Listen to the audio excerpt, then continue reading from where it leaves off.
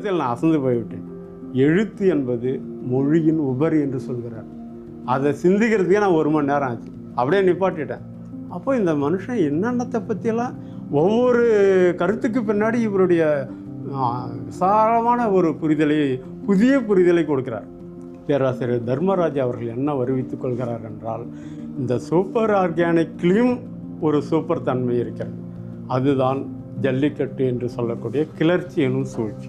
இந்த super organic என்பது என்னவென்றால், தண்ணீரை கொதிக்க வைத்துவிட்டு தண்ணீரின் தன்மையை ஆராய்வது போன்றது. தமிழ் சமூகம் மிக அதிகமான ஒரு கொந்தளிப்பை அடைந்திருக்கக்கூடிய சூழ்நிலையில் அந்த சமூகத்தினுடைய அசைவ இயக்கத்தை படிப்பது தான் இவருடைய இலக்கு.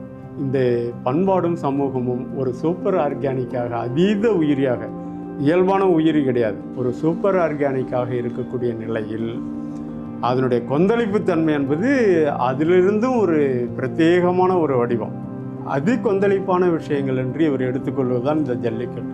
ஜல்லிக்கட்டை இனி வரும் காலங்களில் வெளிநாட்டிலிருந்து மிகச்சிறந்த உலகின் புகழ்பெற்ற மானிடவில் வந்தாலும் செய்ய முடியாது. ஏனெனில் இந்த மரபை இரத்தத்தோடு உள்வாங்கி அதை ஆராய்ச்சி செய்யக்கூடிய திறமையும் புலமையும் இருக்கக்கூடிய ஒரு நபரால் தான் செய்ய முடியும். பேராசிரியர் தர்மராஜ் அவர்கள் ஒரு அகத்தாராக, ஒரு தமிழராக இருப்பதனால் இவர் தமிழ் சமூகத்தினுடைய நீண்ட நெடிய இந்த அறுபடாத வரலாற்றை முழுமையாக கணக்கில் எடுத்துக்கொண்டு, எல்லா விதமான வெகுஜனவியத்தையும் கணக்கில் எடுத்துக்கொண்டு, அதை கொண்டு இப்பொழுது நடக்கக்கூடிய இந்த ஜல்லிக்கட்டு பற்றி விவாதம் செய்கிறார். இந்த நூலுடைய மைய கோட்பாடே வெகுஜனவியம் தான். இந்த வெகுஜனவியத்தினுடைய போக்குகளை கொண்டு தமிழ் சமூகத்தின் புரிதல் என்பது உண்மையிலேயே ஒரு மிக முக்கியமான ஆய்வு.